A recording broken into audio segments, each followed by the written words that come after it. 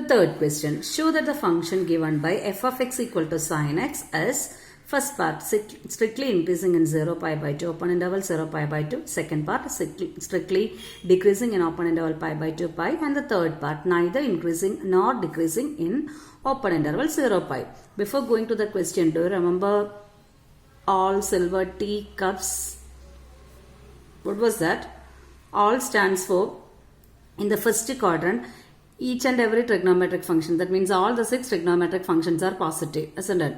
S stands for sine and its reciprocal. That means sine and cosec are positive in the second quadrant. That is from 90 to 180. In the third quadrant, tan and its reciprocal, which is cot, is positive. All other 4 functions are negative. That means from 180 to 270. And in the fourth quadrant, cot and its reciprocal, cos and its reciprocal, cos and sec are positive. That is from angle 270 to 360. This was ASTC. All students take coffee, otherwise all silver tea cups, whatever it is. So you have to go back to these sections to get the answer for the given question. So we will take f of x first. The given function is sin x. Okay, to check whether it is strictly increasing or not, what we have to do is first calculate f dash x. What's the derivative of sin x? Derivative of sin x is cos x. Move to the first part. What's the first part? First part is to show that it is strictly increasing in 0 pi by 2. 0 pi by 2. 0 pi by 2 is in the first quadrant, isn't it? Avoiding 0 and 90. So in the first quadrant, we know that all trigonometric functions are positive. We only need to know about cos x. What about cos x? Cos x is positive here, isn't it? So in 0 pi by 2, in open interval 0 pi by 2, cos x is greater than 0. That is f dash x is greater than 0. What does it imply? That implies f of x is strictly increasing in 0 pi by 2.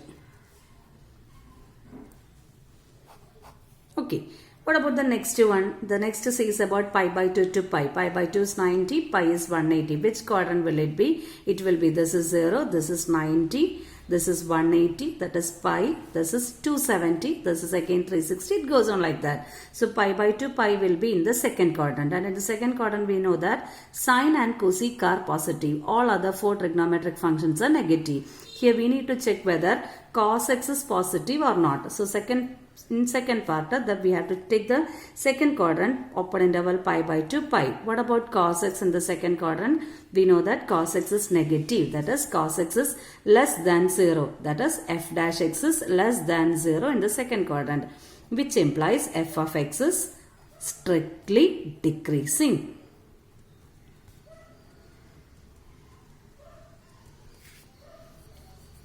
Okay. And for the third part, what we have to check? We have to show that it is neither increasing nor decreasing in 0 pi. 0 pi means 0 to here. That means this much part we have to take. In the first quadrant and second quadrant combined together, we will get 0 pi. So in the first quadrant, we know that cos is positive, but in the second quadrant, it is negative. If it is strictly increasing, it must be greater than 0 always in that interval. If it is strictly decreasing, it is less than 0 in that interval for all the values of x. But here, the interval is given as 0 pi, and it is very sure that till pi by 2, that means from 0 to pi by 2, it is positive, and from pi by 2 to pi, it is negative. That means either it is not greater than 0 nor less than 0. That means it is neither increasing nor decreasing. That was what we have to prove.